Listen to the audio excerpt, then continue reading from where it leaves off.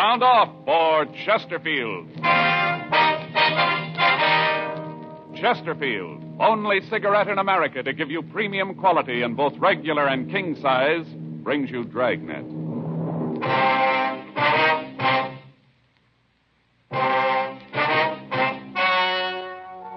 Ladies and gentlemen, the story you are about to hear is true.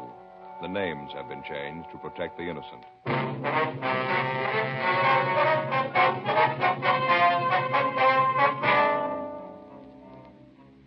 You're a detective sergeant.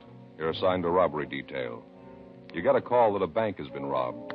From the M.O., you know the job was done by a professional. He's made good his escape. Your job? Get him. Here's what leading tobacco publications have had to say about regular and king-size Chesterfield. U.S. Tobacco Journal, Boston, Massachusetts. Chesterfield cigarettes in the new king size is still maintaining large turnovers in this area. Dealers report that sales continue to climb on this size, and it seems that volume on the regular size has climbed to new heights with its new big brother. And Tobacco Leaf reports from Chicago. More calls for Chesterfield king-size cigarettes than for most brands being marketed. The reason for king-size Chesterfield's amazing success is this. All king-size cigarettes give you quantity, but only Chesterfield king-size gives you quantity plus quality, premium quality. That means Chesterfield king-size contains tobaccos of better quality and higher price than any other king-size cigarette. The same fine tobacco as in regular Chesterfield. Enough more of this tobacco to give you more than a fifth longer smoke. So remember, Chesterfield is the only cigarette to give you premium quality in both regular and king size. Buy 'em either way you like 'em. Chesterfield gives you the best possible smoke. Much milder.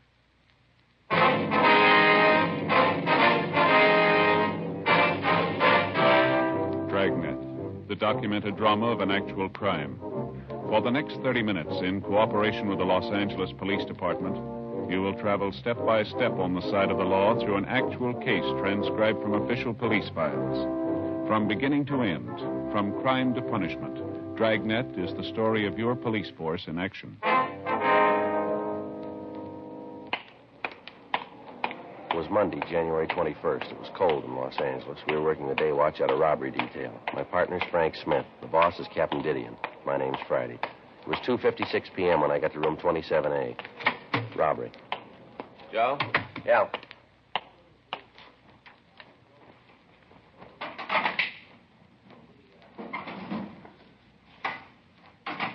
Sure cold out.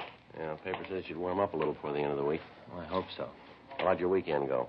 Don't bring it up. What happened? At my house, there's only one thing that could happen. What do you mean? My brother-in-law, Armand. All the time, he just sits around the house, sits there and reads those detective magazines. Doesn't he work? If he's ever held a job, he's kept it a secret. Just moves around between the relatives. This year, it's Faye's turn. He just sits around all day, huh? Yeah. Reads those detective magazines. Always sending for those books that are sent in the plain wrappers. You know, the ones that tell you how you can have a business in your own home. Yeah, I know what you mean. Well, this time he really did it. He sent for one that tells you how to go into the house cleaning business. Yeah. I thought at first it might be a pretty good deal. You know, if it worked out, he could give Faye a hand with the house. Well, Saturday morning, the book gets to the house with all the formulas and instructions for making the cleaners for the rugs and the upholstery. Yeah. First off, he borrows $5 from me to buy the stuff to mix the formulas.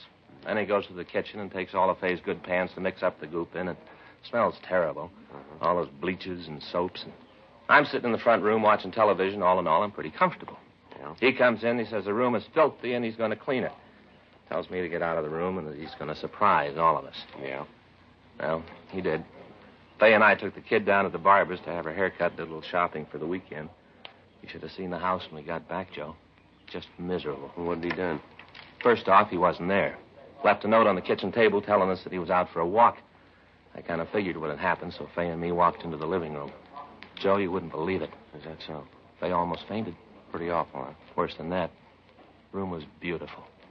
Everything in it was clean as a whistle. All spotless.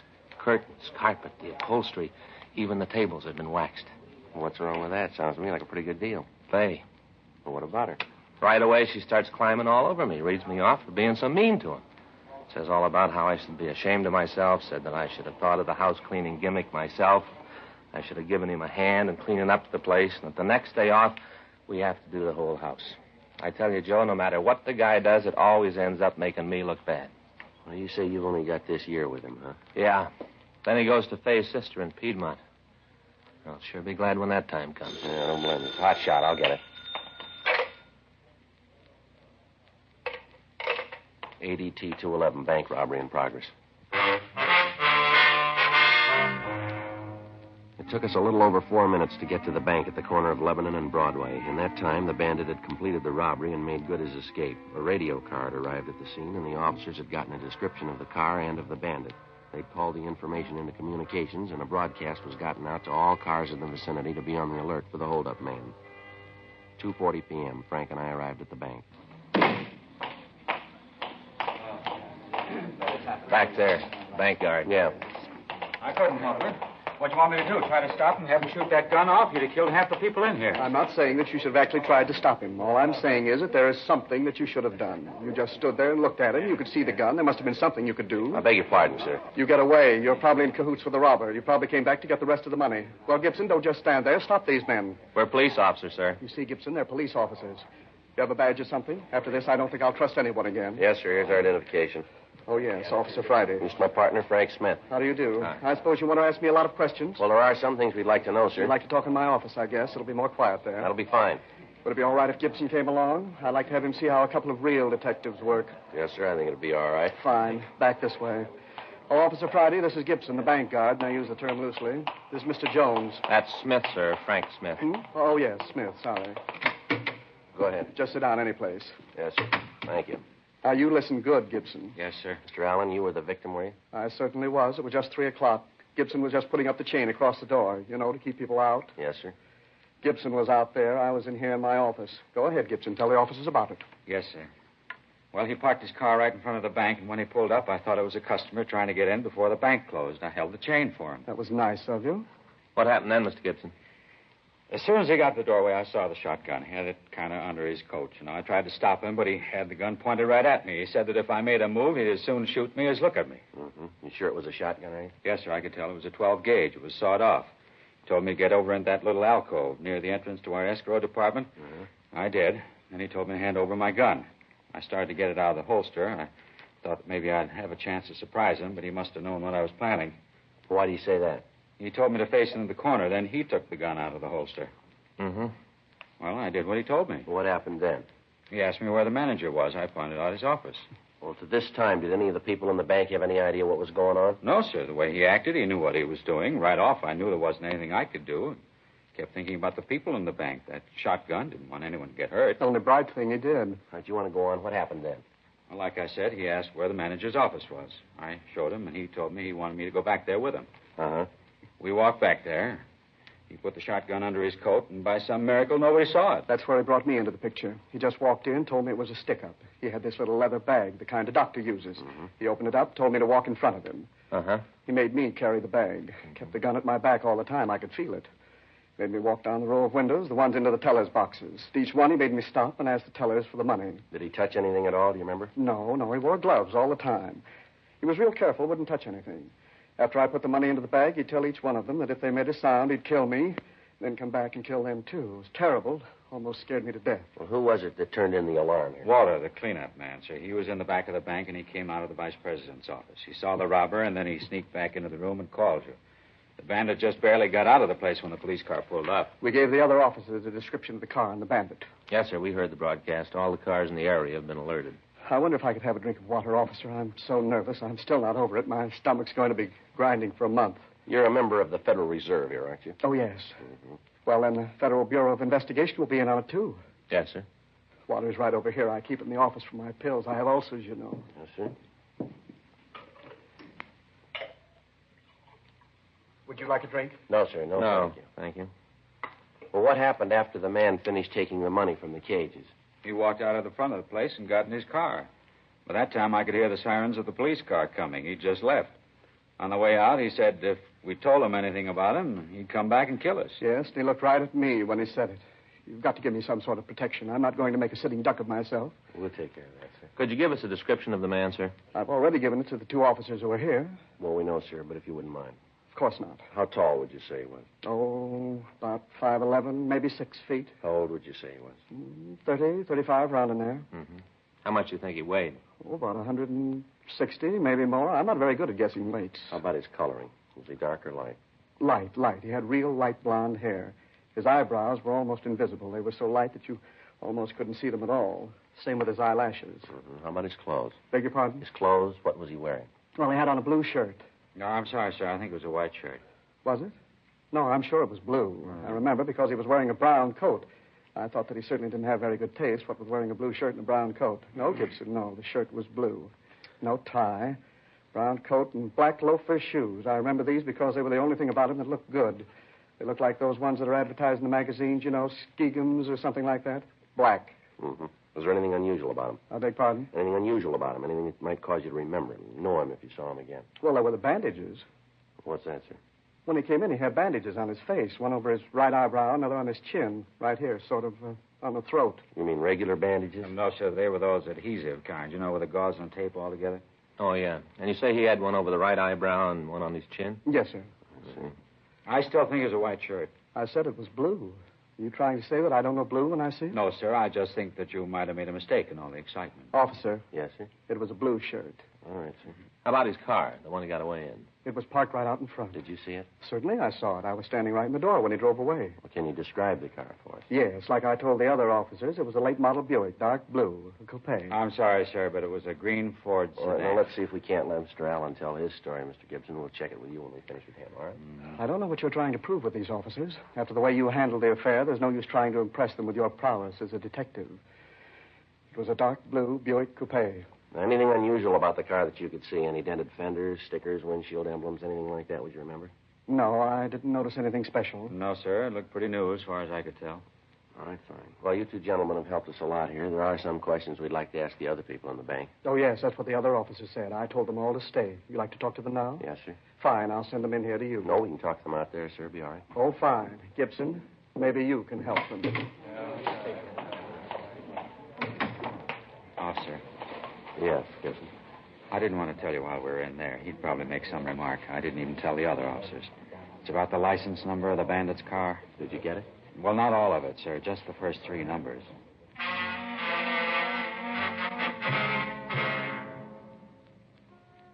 The bank guard went on to explain that in the confusion, he had failed to give the information about the license number to the other officers. We continued to talk to him. He told us that the bandit had tied a cloth over the rear license plate, and that as he drove away from the scene, a corner of the cloth had come loose, and he was able to see the first 3 numbers of the plate. We called this information into communications, and a supplemental broadcast was gotten out. In company with agents from the FBI, we talked to the rest of the employees in the bank. From them, we got a fairly good description of the holdup man and of his car. They agreed that it was a late-model dark Ford sedan. With FBI agent Tom Ashford, Frank and I checked by the office and asked the stats office to make a run on the M.O. We checked the oddity file on R&I on the possibility that the tape might have been used to cover scars or other marks that would make identification easier. 9:46 p.m. We stopped and got some sandwiches and coffee, and then we went to the DMV offices. Hi, Joe. George, you know Frank. Yeah, hi. How's it going, George? This is Tom Ashford, agent from the FBI. He's working with us on this thing. Oh, hi. Glad to know you. Yeah, same here. Where do we find the files here, George? Oh, what's the number again? 1U5. That's all we have. Not much. Oh, you'll find the files for that number in these drawers here. You know what kind of car it is? Yeah, Ford sedan, late model. We're not sure what year. Uh-huh. Oh, go to it. I don't envy you. Yeah, 9,999 possibles. Mm-hmm. Well, that's it for the night. I think I'll shove off. Anything you guys need, there'll be somebody here. You can give me a call. I'll leave my home number on the desk. Right, thanks a lot. Good night, George. Good night. Hope you find it before I get back. Yeah. So do we. Well, let's get to it. Right. Let's see. 1U5. It took us the next 8 hours to go through the almost 10,000 license registrations. Each file card had to be checked for a similarity of make and model. Each automobile in the Los Angeles area was listed, and then each one in the entire state. Each of them had to be checked out. 6:02 a.m., Tuesday, January 22nd. We finished checking the files. That does it. I didn't know there were so many cars in California, let alone that many with a license that begins with 1U5 in the Los Angeles area. What's the total, Joe? How's it look? Well, we got a place to start here. 302 names. 6:30 a.m., we checked back into the office, and then we went home to get a couple of hours' sleep. At 8:30 a.m., Frank, Tom, and I met in the robbery office. Captain Didion had assigned 4 other teams of men to work with us. The FBI had also assigned additional agents. The list of possibles was divided up, and we began to check them out. We spent 3 days on it. In each instance, we didn't talk to the person involved directly, but to their neighbors. We didn't explain what it was that we were after, merely that we were conducting an investigation. We ran into the usual false leads, the usual petty jealousies, and the neighborhood feuds. It all served to slow us down and make the job more difficult. There'd been no replies to the local or the APB that we'd gotten out on the car or the bandit. The stats office had come up with 2 possibles on the M.O. These were both checked out, but led us nowhere. We went back to checking out the license plate numbers. January 28th. The names on our list were down to 7. The next one was a Mr. Ivan Q. Field. We rang the bell to the house next door and waited. Yes? Sorry to bother you, ma'am. Police officers, wonder if we could talk to you. Police? Well, what's it about? I haven't done anything. No, ma'am. We'd just like to ask you a couple of questions about your next-door neighbor, Mr. Field. I should have known. I thought a couple of times about calling you about him myself. Miserable man. I wonder if we could come in, ma'am. Might be better than talking on the porch. You just bet you can. Come right in. I'll tell you what you want to know. Thank you very much. What do you want him for? What's he done? Well, we're just conducting an investigation, ma'am. A few things we'd like to know about Mr. Field. Uh-huh. Well, you don't have to play cozy with me. I know what kind of people they are. Can't understand it either. Ma'am? I said I couldn't understand it. His brother's so nice, a real gentleman. Seems hard to believe that they'd even be related, let alone be brothers. Nothing but trouble since he and his wife moved in. You mean it's not their house? Oh, of course not. Don't think either one of them could afford the rent on a one-room apartment, let alone a house. Would you know if they have a car? No, not them. Like I said, I don't think he's ever worked. Just lives off his brother. His brother has a car. It's real nice. What kind of a car is it, ma'am? Do you know? Yes, it's a Ford. Do you know what model? Model? Yes, ma'am. Is it a coupe or a sedan? Oh, sedan. Real nice. Sort of a dark green. Only I guess it really isn't dark. Then it isn't light, really. Just green. Pretty, though. Yes, ma'am. Do you know if Mr. Field is in right now? Yes, I think so. I saw him out in the backyard a couple of hours ago, him and his wife. She was prancing around in one of them skimpy little sunsuits. Terrible. No decency at all. I tell you, officer, neither one of them's any good. Do you know what Mr. Field does for a living? Oh, you mean does he work? Yes, ma'am. Oh, no. At least I've never seen any indication that he does. All he does is just sit around the yard and throw rocks at my cats. It's terrible. That's what I was going to call you about. Isn't there a law or something about throwing things at poor, dumb animals? Yes, ma'am. Of course, cats aren't really dumb. Lots of times I think they're a lot smarter than some people I know. I wonder if you could describe Ivan Field for us, ma'am. Oh, sure. He's kind of a little man, not very big. About how tall, ma'am? Oh, maybe 5'7". How about his coloring? You mean his hair? Yes, ma'am. Dark, very dark. It lets us out. It looks that way. Well, thank you very much, ma'am. Sorry to cause you all this trouble. Oh, no trouble at all. Are you going to arrest him now? No, ma'am. Well, why not? What about the rocks and my cats? Well, I think the SPCA are the people you want to talk to on that. Well, all right. But I tell you right now, Mr. Field isn't going to like it. He likes my cats. He isn't going to like the idea at all when he hears about it. Just wait until he gets home. I'll tell him about his brother's been acting. Well, just a minute, ma'am. Yes? You mean that the man living next door isn't Ivan Field? No, I didn't say it was. It's his brother, Harry. Brother? What's the matter with you, young man? Don't you hear well? Everything I say, you ask me to repeat. Well, I don't mean to, ma'am. It's just that I want to be sure of what you say. What's going on here? First you ask me a lot of questions about Mr. Field, and then I tell you that he isn't home. He and his wife went back east for the holidays. They haven't come back yet. While he was gone, he said that his brother could use the house. I thought at first it would be nice. Then I found out. Harry's nothing like his brother, nothing at all. Well, I wonder if you could describe him for us. My, you want to know about everybody, don't you? Well, we'd just like a description of Harry Field, ma'am, that's all. Well, he's taller than Ivan. Harry must be close to 6 feet. Doesn't look anything like Ivan in any other way. Ivan's dark and Harry's light. His hair almost doesn't have any color. He's real blonde. How long ago did they move in? Well, now, let me see. Elizabeth, that's my Persian cat. Mm-hmm. Well, Elizabeth had her last litter in December. December the 12th. Harry and his wife moved in the next morning. I remember that because I was up most of the night with Elizabeth. She didn't need me. Awfully independent. But it was the morning that they moved in. Oh, I remember it well. Elizabeth had 6 little kittens. It was December the 13th when Harry moved in.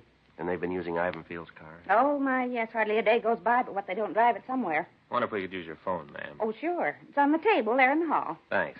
I'll check the name through R&I, Joe. Okay. Would you happen to know if this Harry Field has any marks or scars on him? Well, now, let me see. I think so.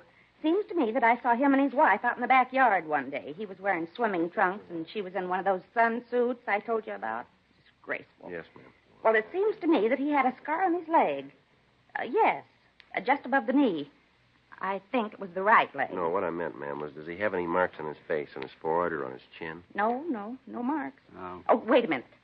The other day I noticed he had a cut over his right eyebrow. It looked like he'd been in a fight. Probably a drunken brawl. Joe? Yeah, anything?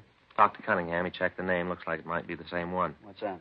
They paroled a Harry Q. Field from San Quentin. Description checks out. When did they parole him? December 10th last year, did a term for robbery.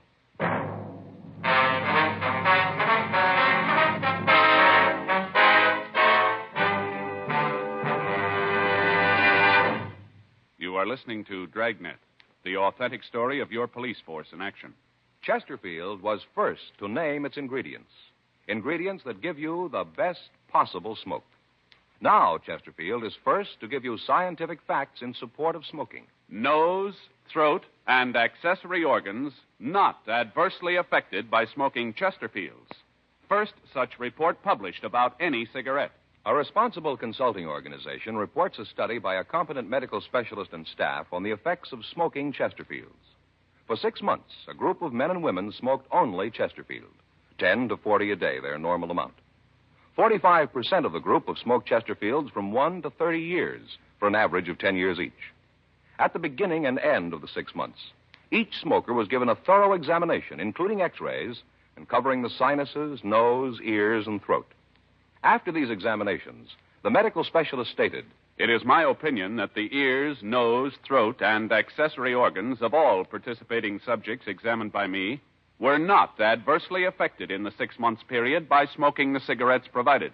remember this report, and buy Chesterfields either way you like them, regular or king size. Premium quality Chesterfields, and much milder.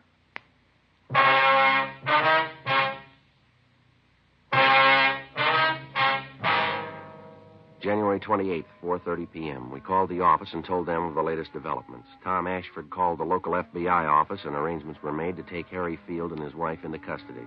A further check on him was made through R&I, and we found that his record listed 4 arrests for armed robbery with only 1 conviction. He spent 4.5 years in San Quentin before he'd gotten his parole. The name of his brother was also checked. He had no previous record. The car in Field's driveway matched the one used by the bandit. 5:12 p.m. The men from robbery arrived, and the plan for taking Field was formulated. The working detective knows that to successfully apprehend an armed and dangerous suspect, he must act quickly and employ the one big advantage on his side, the element of surprise. By moving rapidly before the suspect becomes aware of any attempt to apprehend him, the officer, in many cases, can not only avoid bloodshed, but can often have a better chance of preserving any and all physical evidence necessary to prosecute the suspect. 5:36 p.m. We were ready to move in. All set, Joe. The men are around back. Good. No indication he knows what's up. The lights are still on. Let's hope it stays that way. Officer? Mr. Friday? The Jenkins woman. Yeah. Officer! Ma'am, would you mind keeping your voice down? We don't want Field to know we're here. Well, I'm not talking loud, but there's something I want you to know. Well, it'd be better if you went back into your house, ma'am. Just stay there till this is over, will you? That's sort of what I want to tell you about. Ma'am? Well, I got to thinking, and I figured maybe Harry wasn't too bad a sort after all. We don't want to be rude here, but I think it'd be better if you go back in your house. All this talking's liable to let him know that we're here. But that's just it. I don't want anybody hurt, so I called him. What? I called him. Told him he didn't have a chance to give himself up. Unknowingly, Mrs. Jenkins had made it impossible to take the suspect without violence. By warning him, she had put him on the alert. We had no alternative now but to apprehend him as best we could. 5:40 p.m. Caleb and Crowley are covering the back. Other fellows are covering the side windows. All right, let's go.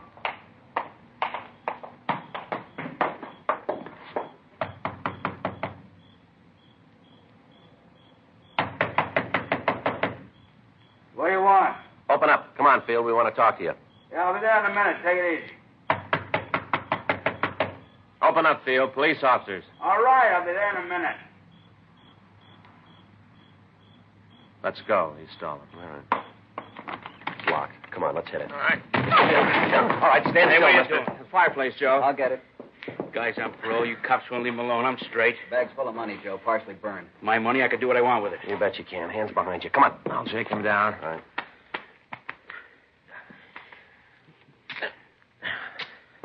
He's clean, Joe. You got him, huh? Yeah, we got part of the loot, too. He was trying to burn it. Crowley and I'll shake the rest of the house. Right, Mac. All right, how about it, Field? We got the money, people who can identify you. Car parked in the driveway. It fits the description. You've been through this before. You got out of queue on December 10th. You pulled this job on January 21st. Is that right? Like I said, I fell once. I did my time. Joe? Yeah, Mac. Found his wife hiding in the back bedroom. Found a sawed-off shotgun. All right, let's get him out of here. Say, Frank? Yeah? Message came in for you before I left the office. Forgot about it. Say who it was from? No, I didn't leave a name. Here's a number. Why don't you phone right away? I'll call it now. We can take Field in. Good, Mac. Thanks. We'll be right behind you. We're going to talk to his wife anyway. Okay, Field, let's go. All right, come on, Frank. Come on. Hollywood 24709. I don't know anybody with that number. Well, a simple way to find out is to call him, isn't it? It's kind of late. Well, go ahead and call him anyway. Yeah, here's the phone. I'll check with you later, Joe. Frank. Right, Tom. We'll check you. Bye, Tom. Come on, let's go. I want to use the phone. Oh, yeah. Go ahead. You got a dime? Just a minute. Yeah. Yeah, I'll leave it for the call.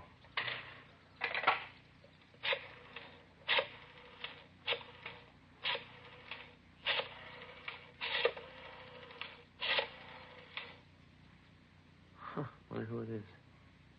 Hello. What place is this? Oh. Well, this is Frank Smith. Were you looking for me? Yeah. Yeah, he does. Oh. Yeah, that's the right address. Yeah. I should have known. Well, what's that? Call from the Murphy House Cleaning Company. What do they want? My brother-in-law. Called him in to clean up our house. Yeah, what about it? Now they want to know where to send the bill.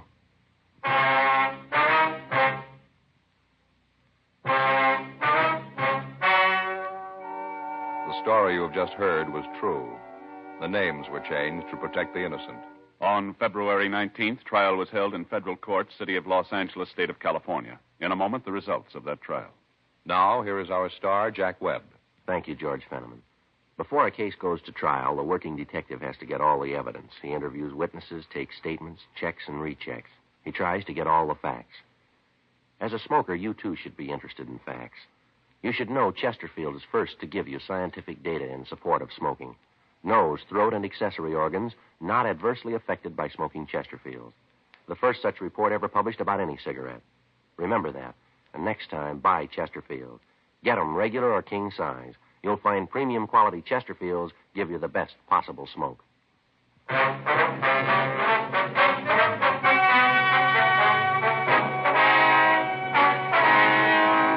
Harry Q. Field was tried and convicted of violation of the federal bank robbery statute. He received a sentence of 20 years in a federal penitentiary, McNeil Island, Washington. The investigation showed his wife, Dora Field, was not implicated in any way in the robbery.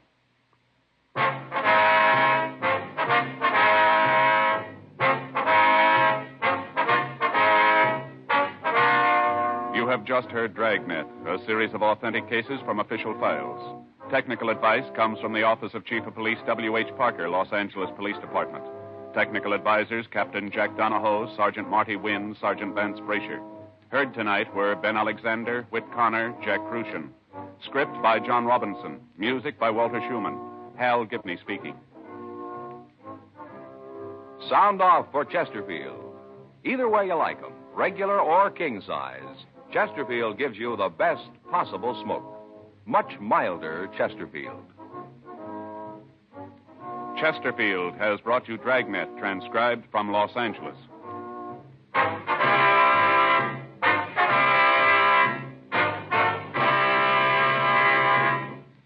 Tonight it's Barry Craig, confidential investigator on NBC.